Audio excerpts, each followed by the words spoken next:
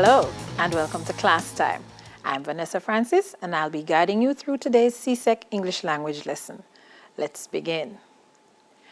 So far, we have been looking at narrative writing, different elements in narrative writing. So today, we're going to capture all the elements in one because we're going to analyze narrative elements.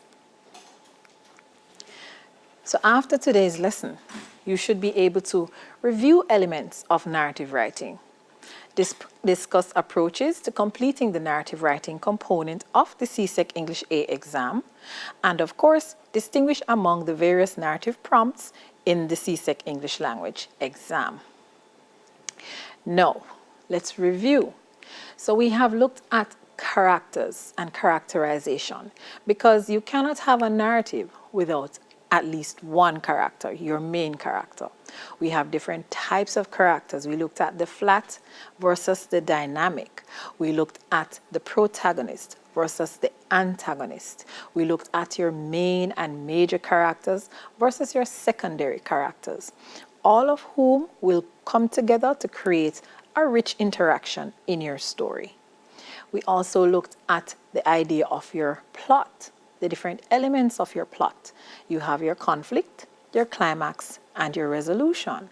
You need a conflict in your story, the driving force in your story, a problem that must be overcome, something to be solved. So you need to have that to push your story forward. We looked at the idea that you have different types of conflict. You have internal conflict, where your main character basically is struggling with him or herself.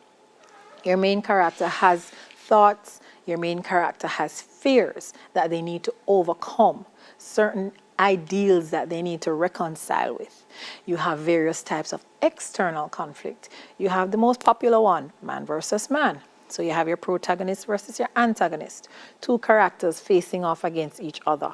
You have your man versus society, where it is not any one person who is going to cause the problem, but a whole issue of rules, regulations, norms, expectations held by a certain group of people. You have your man versus nature, where your character has to face off against a force of nature or something caused by a force of nature. You have various types of conflict that will have to come out in order for you to have a rich story. So think about those as we go through today's exercise. Now, of course, you're going to have to distinguish among the various narrative prompts that you will get in your exam as well. So think carefully of all of these things as we go ahead. Now, in order to be able to write stories, you need to be able to analyze stories. So I have one for you, a very interesting story.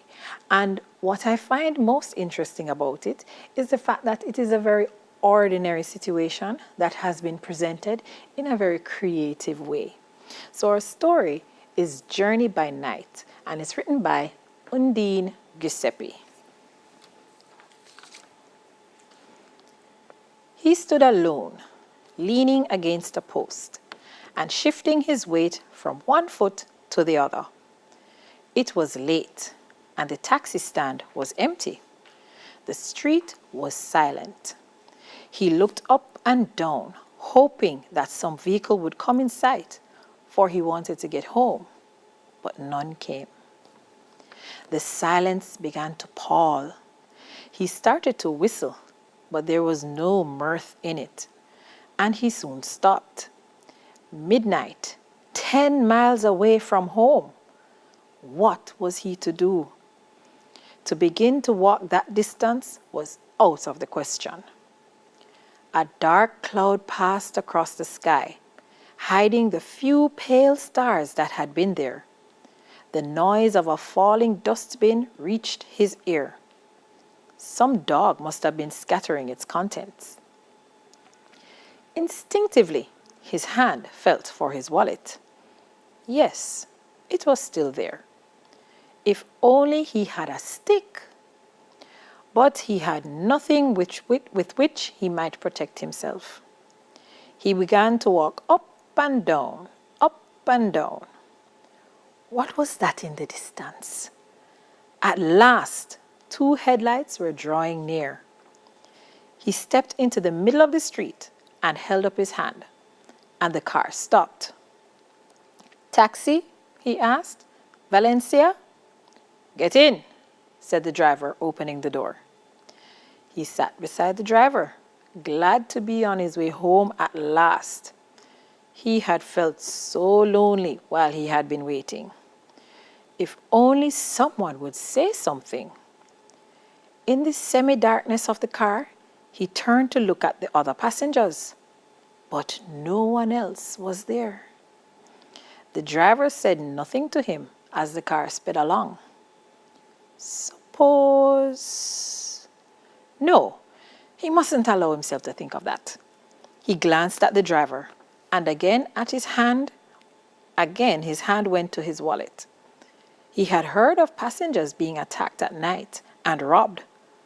But surely, no, that couldn't happen to him. If only he could see the other man's face clearly. But he had no idea who the driver was. He kept his eye intently on him during the seemingly interminable journey. Now they were approaching a spot where the road branched off in another direction. There were tall, dark bushes around. The car slowed down, and the driver was looking at him. Then the driver took something short and black from the side pocket of the car. It looked like an iron tool. Would the driver attack him with that? "Stop!" he heard himself screaming, and his heart beat so fast with fear that he could hardly breathe. But the car did not stop. Faster and faster instead it went. Now they were nearing his destination. Did the driver intend to take him past and then? "Put me down here," he cried out. Still, with his eyes on the driver, he quickly stepped from the car as it came to a standstill. He fumbled in his wallet for the fare, but the taxi was no longer there. "No night passengers for me again," exclaimed the driver, as, with a sigh of relief, he hurriedly moved off, and his hand tenderly caressed the heavy spanner with which he had meant to defend himself had the queer passenger attacked him. Now, think about the different elements that came out in this story. We have 2 characters. They're both unnamed. So keep in mind, you don't have to name your characters. So we have 2 unnamed men, one a passenger, one a driver. The story started off with the passenger waiting to get home, and we got different hints about the setting. He said that it was midnight, so we know the time of day, it's midnight, dead of night, and he was 10 miles away from home. So, of course, he would be feeling a sense of desperation. He needs to get home. There are no taxis around. And then in the distance, he sees lights approaching, asks if it's a taxi. Notice the taxi driver didn't really say yes, it was a taxi, he just told him to get in. And then our story really begins, and we see where the conflict is not necessarily man versus man. We're led in that direction because we're of the belief, based on what we're hearing from the main character, that he might be in danger. We think he's in danger. The writer gives us clues that he's in danger. But at the very end of the story, we get that nice twist where he was in no danger whatsoever. It was all in his mind. So it turns out that the conflict was really internal. And then at the end of the story, when we discover that he has arrived to his destination safely and the car pulls off, what do we also learn? The driver was also having an internal conflict because the driver also believed he had been in danger. So right there we have an interesting situation. This is a typical day-to-day. We get into taxis all the time. But this one put a little spin on it. So it's a mundane situation that has been created into something totally different and something interesting to read. So Do not pressure yourselves into thinking that your stories have to be so grandiose. You can take simple routine things and put a creative spin on it and have a beautiful story at the end. All right? So let's get into it. Now, for the exam, what you will have in front of you on the paper is a suggested time of 45 minutes. And in that suggested time, you need to write a story with a word limit of 400 to 450 words. Now, what I need you to understand is that if you are not particularly adept at writing, the only way you're going to successfully complete this is if you continue to practice. You need to give yourselves time to develop the skill. And those of you who are fairly good at writing stories already still need to practice because you need to sharpen up the skill. We never stop learning. So you have 45 minutes as a suggested time to write a minimum of 400 words up to 450 words. The general rule is that if you go over the 450, you don't lose marks for going over the 450.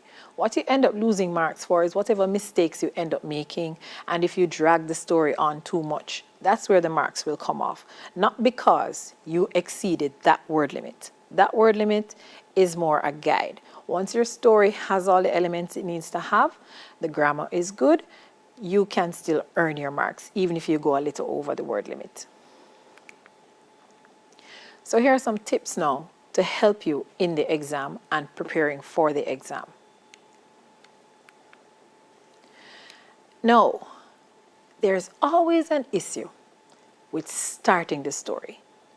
Many students will sit for half an hour, 20 minutes, even an hour. Miss, I don't know how to start it. Well, let's look at some possible ways you can start it. So you can start it by being dramatic. Right here, you create the situation where something exciting is happening.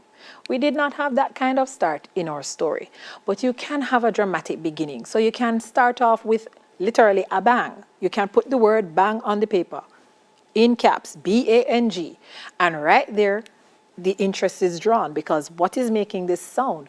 Why is this sound being made?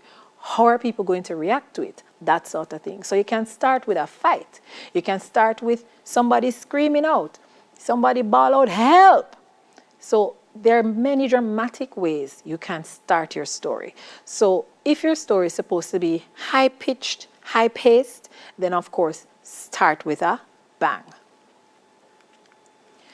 You can start your story by being mysterious.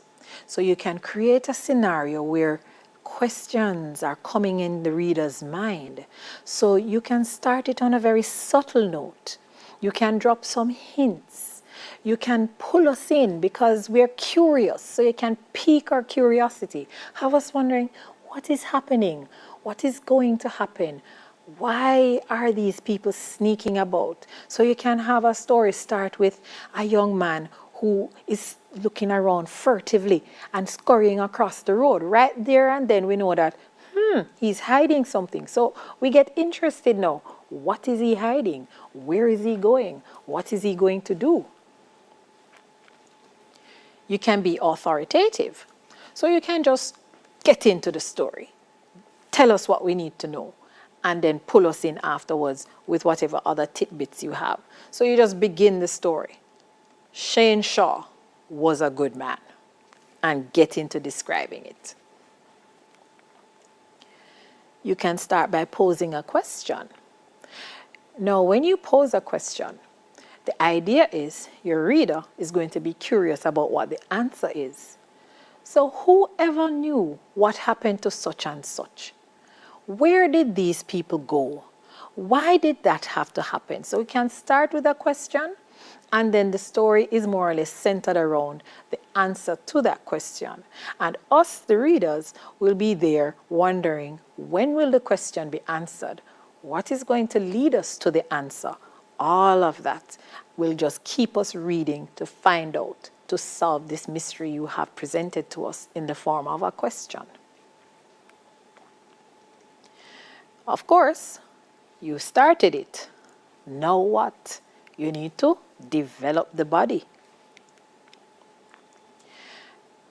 You're always told what is a plot, sequence of events. But I challenge you to add this word to it, logical sequence of events. So your plot must have a logical sequence. It must follow some kind of order that makes sense. You can't have your plot skipping back and forth, and nothing ties into something else. The sequence must follow a pattern that the reader can follow, because if you're confusing your reader, then your reader will lose interest in reading. Think of your own selves. If you're watching a television program, a movie, whatever it is, and you can't follow what is going on, eventually you're either going to change the channel or turn the TV off and go lie down or do something else. So do not do that to your reader. Make sure that even if you want to use flashback or flash forward, the main sequence of events is following a logical sequence, a logical order. It makes sense how you have strung everything together. Now, this is very important. Create tension early. And after you have created the tension, don't just create it and drop it buffer ground. Create the tension. Sustain the tension throughout the story. So you introduce the problem to us. Build on that. You saw it in Journey by Night. The problem, this young man wanted to get home. He couldn't get home. He got into the taxi. You saw at the beginning, he was a little wary of getting in there. And then right throughout the story, he kept thinking of the different things that might have been going on. So the tension is sustained throughout the story. And then at the moment when we think, oh Lord, the man I go drive away with him and kill him and rob him, whatever the case may be, at that point of climax now, we learn what is really going on. So you have to create the tension, keep adding to it, add to it, build it up, build it up, build it up until you get to the highest point where we just need to know what is happening. And then you let us know. And then shortly thereafter, you die down, bring it down. No, you need to ensure that you have believable and captivating characters. Now, you cannot have a character who is too outlandish. You need characters who people can relate to, who people can understand. You need characters who, I can think of somebody like that. So if I want a hero in my story, I can pick an ordinary person to be the hero in my story. And I can do things with my hero to create that heroism. So he didn't start out saving the world. He might have started out as a simple, ordinary person going about his daily life. But he finds himself in different situations where he has to help. And that keeps building him up to becoming a hero eventually. You need captivating characters. You need characters that your readers will want to read about. So you need something about your character to pull your reader in. Everything that you're doing on the paper is to pull the reader in.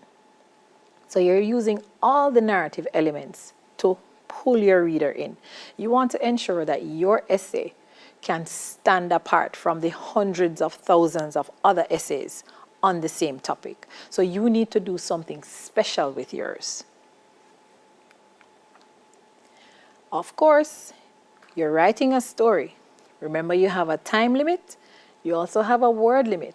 So you cannot afford to go into any great and long details. Certain things you have to cut short. So you don't want to be rambling too much in your story. So you don't want the extensive descriptions that don't add to the story. You don't want the extensive events that do not add to the story. You want to keep it encapsulated. You want to keep the essential parts and leave out the non-essential parts, because you don't have all day to write this story. You have 3 other sections to complete. So you need to monitor yourselves and understand that.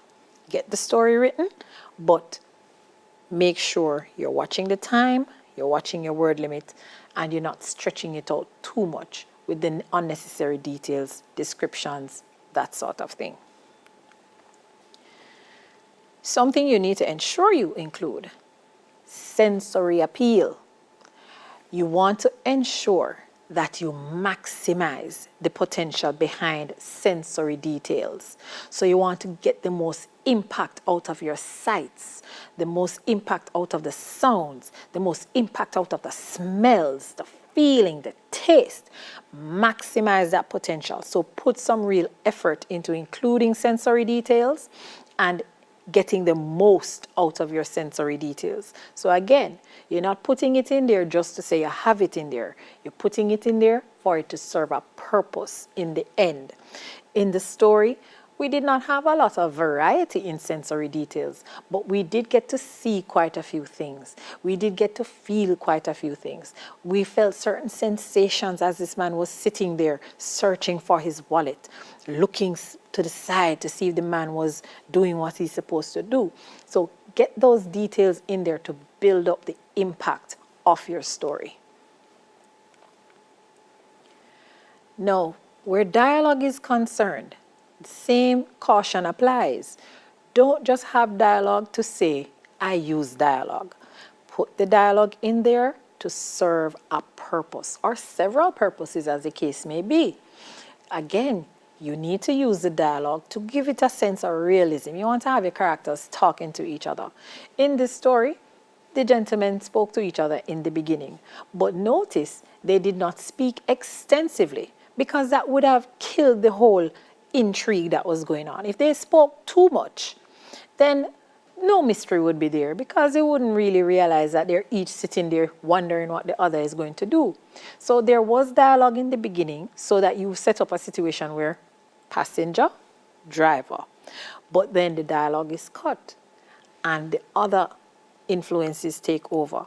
Now your story might need more dialogue than this, but if you're going to include dialogue, make sure that the dialogue is going to push the story along. It's either going to reveal some elements of the plot to us, or it's going to show us what these characters are like, or it's going to add to the theme or add to the setting. But the dialogue has to do something. It can't just be on the page staring at us, staring at it, and that is it. No, no, no.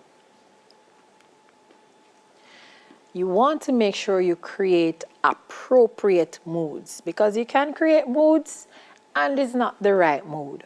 So in our story, we had tension and everything in the story contributed to that tension. So we couldn't have one of them just laughing or giggling or going through his phone and watching YouTube videos. No, because that would kill the whole idea of one of them being scared and unknowingly the other one is also scared.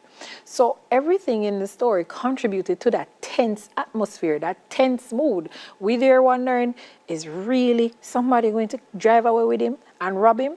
That sort of thing. So in your story, if you need the mood to be lighthearted and happy, then include elements that do that. You want to make sure that you have people laughing. You want to make sure you use bright colors. You want to make sure that there's festivities going on. So you don't want a situation where you're trying to create a happy mood and everything is sad, or vice versa. That makes very little sense. So work on building the mood that you actually want. Now, the very important thing you need to pay attention to, because it is an English exam, vary your sentence structures. So you can't always have simple sentences and that's the whole thing all throughout. You need to vary them. You need some long ones and some short ones, some complex ones, some simple ones. And also of importance, appropriate spelling, appropriate grammar. It is an English language exam. So on that note, we're going to take a quick break and we'll be back with more English language.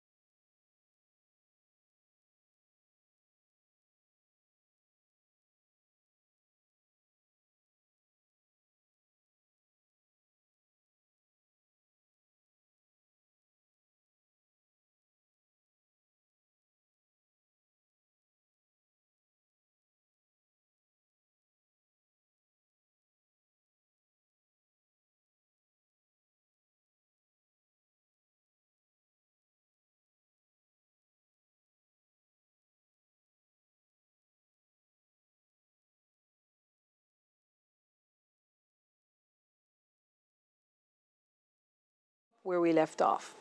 So we were looking at ways to start the story, the variety of ways, and we were looking at how to develop the story. Now, of course, we need to end our story. And at this point, you don't want to drop the ball. You started off with a wonderful beginning that pulled your reader in. You had moments in the story that kept your reader reading. You don't want at the very end now to just drop us flat. So here are some possibilities for ending your story. Now, please avoid this. You don't want a long and unnecessary conclusion. So you notice at the end of the story that we read, the young man got off the taxi drove off. We heard from the taxi driver that he had been concerned. We did not need to go any further. So we didn't need to follow the young man home and have him and listen to him telling his family what happened to him while he was in the car. We didn't need to follow the driver home and hear him tell his family. We needed to end right there, at the point where we, the reader, realized that each man had been concerned about the other man. Cut right there. So you don't need any long, drawn-out conclusions. Stop where the story ends. Next thing to avoid, too many loose ends. Now, sometimes students say, but they want to end the story with a twist, or they want to end it on a little hanging note. You have to be careful. Your main conflict needs to be resolved. There must be some sort of resolution of your main conflict. So it can't be that somebody is struggling and at the end of it, we don't know if they found a way to deal with their struggle or overcome their struggle. We just see it basically continuing, same thing as in the beginning. So the beginning and the end really should not be the same. We must see where certain ends have been tied up, certain loose ends have been wrapped up nicely in a bow, and we can say, all right, this happened and this is how it went and it stopped here. So you want to end with a little high note, you want to end with a little cliffhanger, that's fine, but be careful. Do not have it that the main thing that we are reading to find out is still a mystery at the end. Now, the next thing to be careful of, the unlikely twist. So you want to have a surprise ending. Wonderful. We had a surprise ending in this story. The unlikely twist that each man was concerned about the other man. Because all along we were wondering and suspecting the taxi driver to maybe not be a real taxi driver. Maybe he's a little con artist man. Maybe he's a little thief. Maybe he's a little kidnapper. And then we find out in the end that not a thing like that went on. Each man was an innocent one. That is a good twist to have. You don't want to have a twist that is so outlandish that it throws off everything that you did before in the story. So you don't want to have a twist in this story where maybe somebody pops up out of the trunk and that person is a surprise to both men. That's kind of odd, wouldn't it? Because nowhere in the story was there anything leading up to that. So you don't want a twist that ties you up. You want a twist that ties the story together nicely, but not want to tie us up and have us wondering, where did this come from? How this makes sense? Why this had to happen? And the next thing you need to avoid, the irrelevant endings. So you have something that you add on and it really didn't need to be there. It really and truly did not contribute in any way to the story. You just put it there. Maybe you thought of it after the fact and just tacked it on there. No. When your story is finished, leave it where it is. Don't add anything more because it might very well just detract from the overall impression of your story. All right? So you want to make sure, start on a good note, maintain, maintain, maintain, maintain, maintain, stop up here, and then give us a little dip so we understand what was going on. But don't bring it back all the way down to the bottom again. So here are the different types of story prompts that you're likely to encounter in the exam. So this one It's on every paper basically. So it's a story is based on a picture. Now with this one you need to be careful. You don't want to stick slavishly to the picture. You don't want it to end up being a case where all you do for the entire story is focus on the picture. So the entire story is built on just the picture. You have to describe every detail in the picture, every blade of grass, every feather on the bird. No, you don't want to be slavishly dedicating the story to the picture.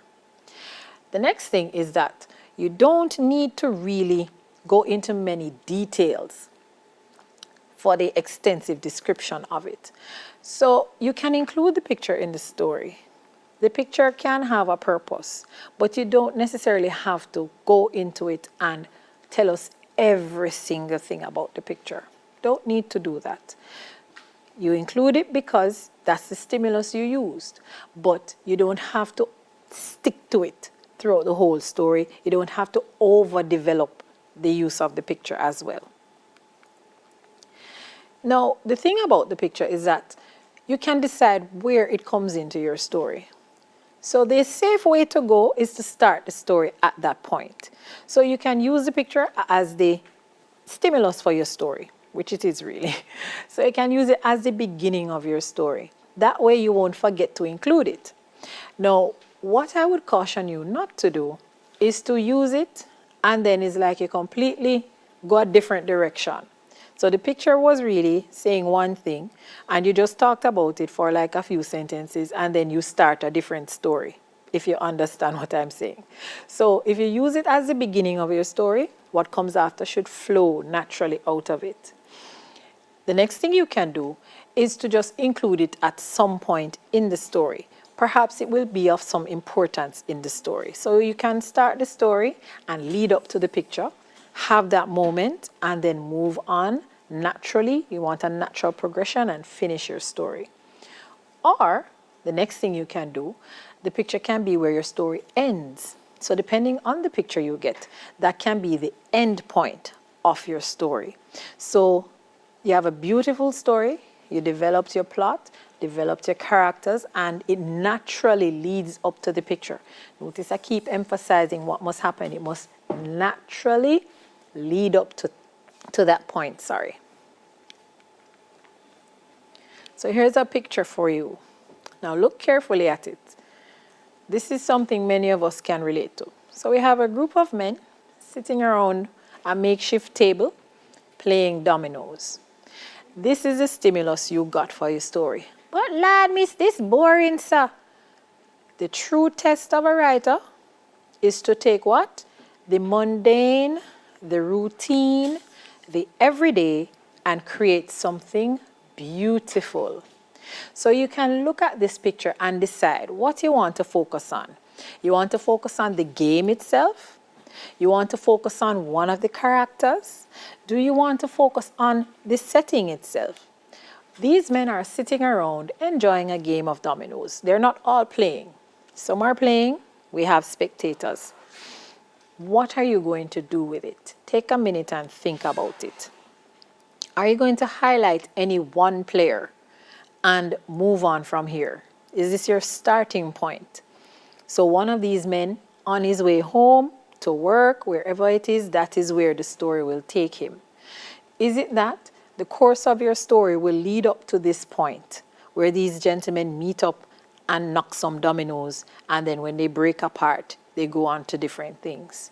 Or is this going to be the end point of your story, where after all the trials and struggles and whatever it is that you put your main character through, he now sits and enjoys a relaxing game of dominoes?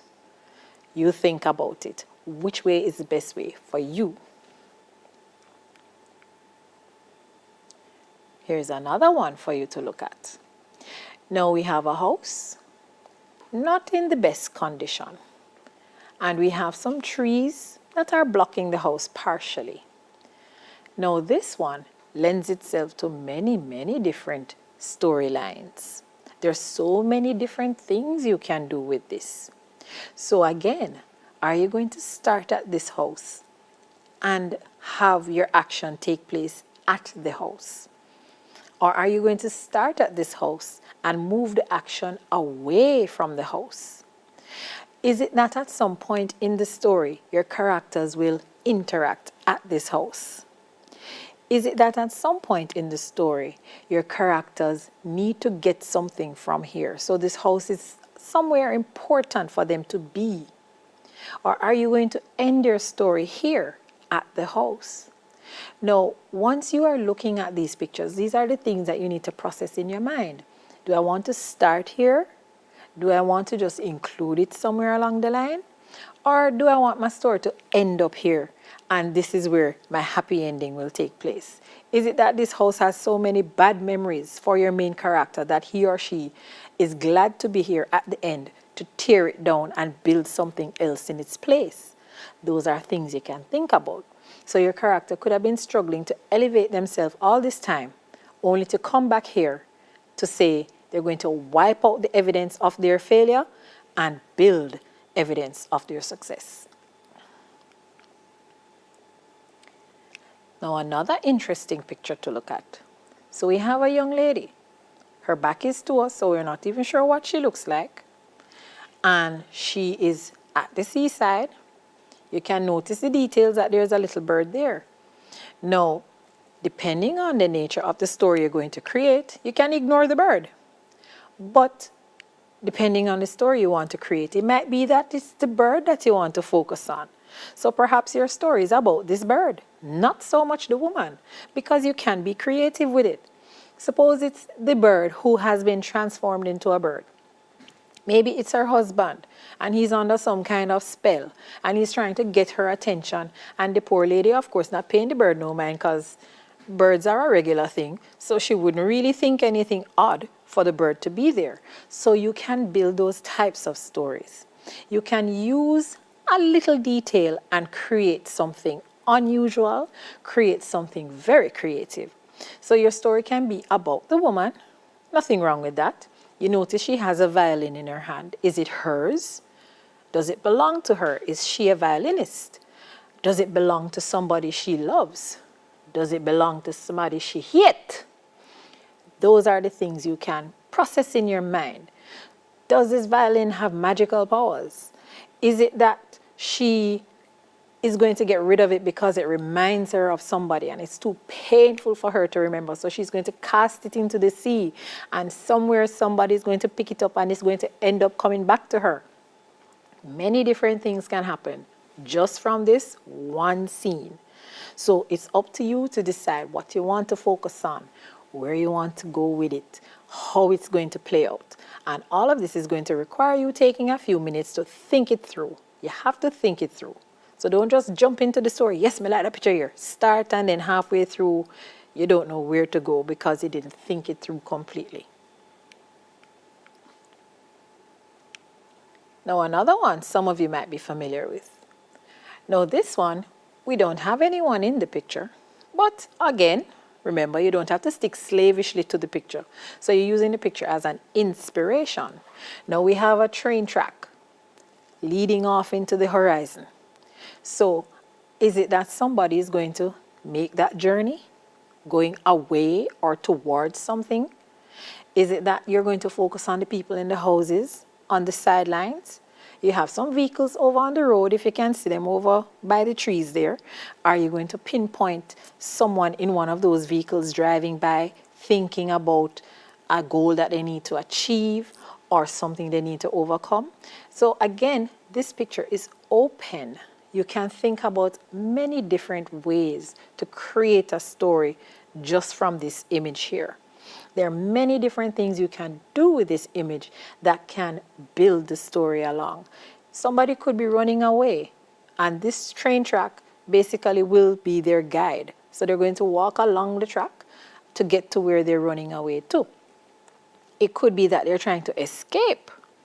So if you think about the stories of back in slavery in the US, when they had the Underground Railroad, granted, it couldn't be Underground Railroad because they have some modern vehicles on the road there, but you could put a modern spin to it. Somebody is trying to escape a hard life. Somebody is trying to escape an abusive relationship, be it parent-child or spouse. Somebody is trying to escape just life as they know it.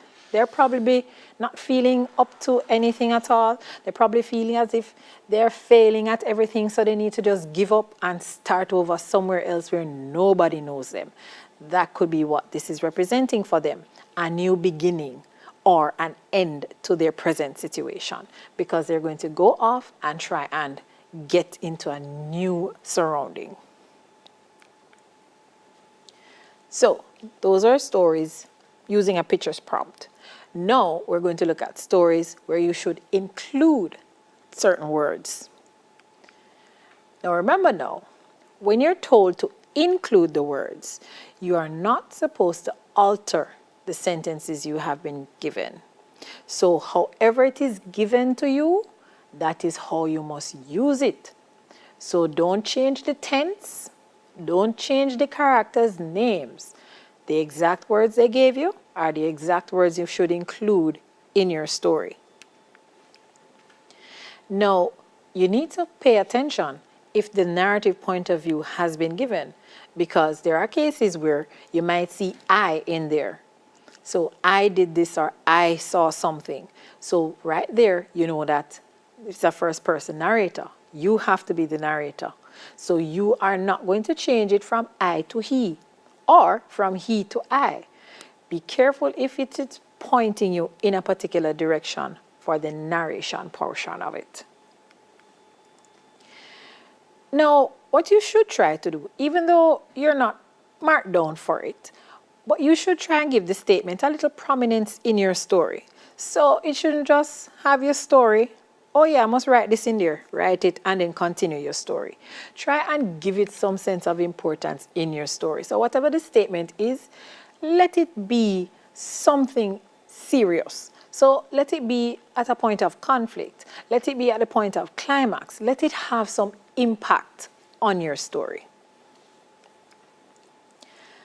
And of course, don't just tack it on there and leave it. That does not look nice. And that really looks as if you came with a predefined story in your mind and you just said to yourself, this is a story I'm going to write. I don't care what they tell me. And you write your story that you came into the room with, and then you just put it on there and say, yes, it's finished now.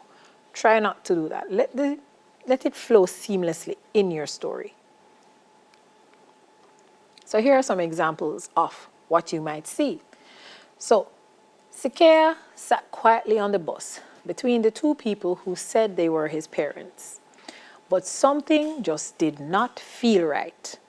And you're to write the story that includes these sentences. So right here, stop and think. There are a few ways you can interpret this.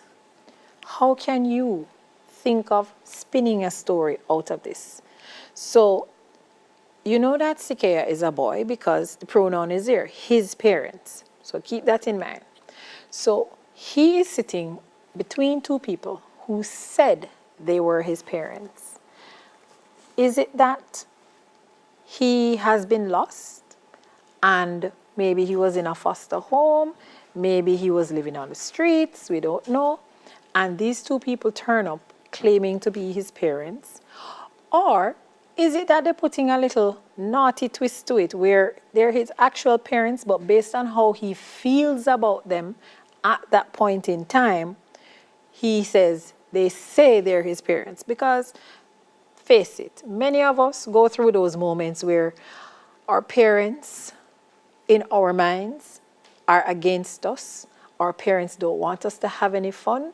Our parents don't love us, that sort of thing. So in our minds, we have set up a situation where our parents are public enemy number one. Is that the same thing going on here? Is it that this little boy, or big boy, we don't know his age, it's up to you to create his age, believes that his parents are somehow against him because they don't support something that he wants to do? So think about that very carefully. So we're going to our final break, and when we come back, we'll wrap things up. Soon forward.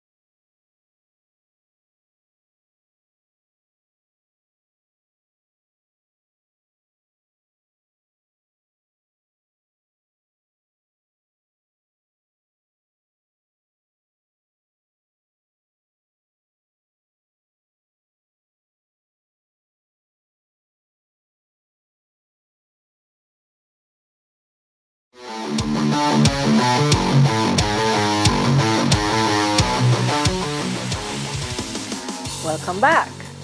So we're continuing our look at the various prompts that you might get. And we're continuing to look at the ones that you would include in this story. So here's another one now. Write a story which includes the following words. To this day, people are still unsure about what actually happened to the Henry family who lived just outside the village. Right there, we know that is some mystery. So right there at that point, your story needs to somehow tie into this mystery. Who are the Henry family? Who are the members of the Henry family? What did they do? Why is it that people are wondering about them? So you create the scenario where this mystery is going to come to light and include in there what is it that they have done that people have to be guessing about them. Now the last one, I looked in the mirror and smiled. This is it, I said to myself. If this doesn't work, nothing else will. So for this one, notice now, first person. So your story has to be told from a first person point of view. There is no option. So you now have to sit and create this scenario. What is it that you are trying to do? What plan, what scheme are you trying to develop? And this is basically your last run. If you can't get it right this time, you will never get it right. So now you have stories that should either end with or start with these particular words. So for this one, you want to ensure, again, do not alter the sentences. So whatever you're told to start or finish with, you have to use it as is. You also want to pay attention to the point of view that you're given. And you also want to know that if you're to start the story, then the story you end up writing should seamlessly flow from this beginning. And on the other hand, if you're supposed to end the story with it, then it should naturally progress to that point. So again, you don't want the sentences to be sticking out of place, looking as if they don't belong. You had a preconditioned story and you just drop the sentence in there. So here's an example now. So think about this one. Anelki paused in the entrance to the hotel. This would be the first time they would meet in almost 10 years. And you're supposed to start the story with this. And this is great because now it can go any direction you want. Who is Anelki? Who is he meeting? And why is it that they have not met in almost 10 years? Now, the obvious situation, some might be thinking maybe an ex or something like that. Try not to be too blasé. Remember, you want your story to stand out. So try and think of something more in-depth, more interesting than just meeting an ex or just meeting a long-lost friend or something like that. Think of something very intriguing that could be happening in this scenario. The other one you could use. To this day, people are still unsure about what actually happened to the Henry family. So again, we have the Henry family. You need to build up that momentum. The next one, he slammed the door behind him. He knew that it would be for the last time. Right here, your character is male. What happened to cause him to do this? Is he angry? Is he happy? What is the stimulus behind this action? So if you have to end the story now or begin the story with it, notice you have the option to either start or finish the story with it. You decide, is it best to start and move from there, or is it best to build the story and finish with this? Now you have those stories that you just are going to base it on a prompt. So you don't necessarily have to include it, but the idea brought out in the story should be reflected. So you don't have to include it, but you need to ensure that the idea comes out, and it should come out fairly clearly. And of course, you need to pay attention to what point of view you're given, if you're given a point of view. Remember, you cannot afford to change the point of view when that is not what you were given to do. So look at this one now. The music was intoxicating, yet somehow Jay felt that going into the party would be a big mistake. This turned out to be the case. So right here you have a character who had some reservations about going to a party, and unfortunately it turned out those reservations were proven true. So you're going to bring out that idea in the story. Why didn't Jay want to go? Why is it that when Jay does go, his or her fears turn out to be true? Now here's another one, and it's very open and very vague. The telephone rang and stopped, rang again, and I knew it was time. This one has the makings of a mystery. Knew it was time to do what? Is that ringing and stopping a secret code for you to go do something? And notice it says, I knew it was time. So again, you are given the perspective that you're supposed to tell the story from, first person. So you're not supposed to tell the story from a he or she or you. You're telling it from an I perspective. So the whole idea now, you need to bring out the idea of some kind of signal through this ringing and stopping. What is this signal for? What are you up to? Why you need a signal? And now, this one, not so popular in recent papers, but still, it might pop up. Stories that you get the title. So you don't want to be too literal with the title's interpretation. You want to somehow show that you have a little finesse. So if you're given a title, do not just go with the literal, the basic, base, bottom interpretation. You also want to make sure you give it a creative spin. You can have a pun, you can use irony, that sort of thing. And you also want to ensure that the title and the story relate. You don't want them to be so obscure they have nothing to do with each other. So yes, you wanted to be creative with the title, but you got so creative that the title don't make any sense anymore. Don't do that. Try not to do that. And here are some generic titles you can work with. So think about these as your homework. How can you put a creative spin on these titles? How can you interpret the dream that came true to not just be somebody did want something and it come true, or then go sleep and dream and wake up and it come true? How can the gift be not just a figurative, a literal gift, but a figurative gift? So think about those and try and build those stories. Use your imagination, use your creativity, have a wonderful time at it. So that's all the time we have for this lesson. Thank you so much for joining us today, and be sure to join us again for more class time. Until next time, keep safe.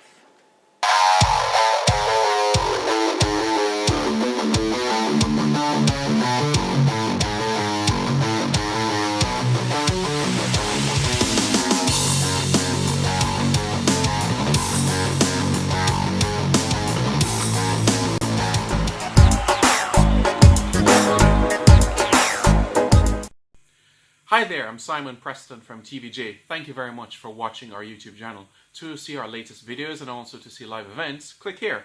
To see our full videos on onespotmedia.com, click here. Thank you very much for watching.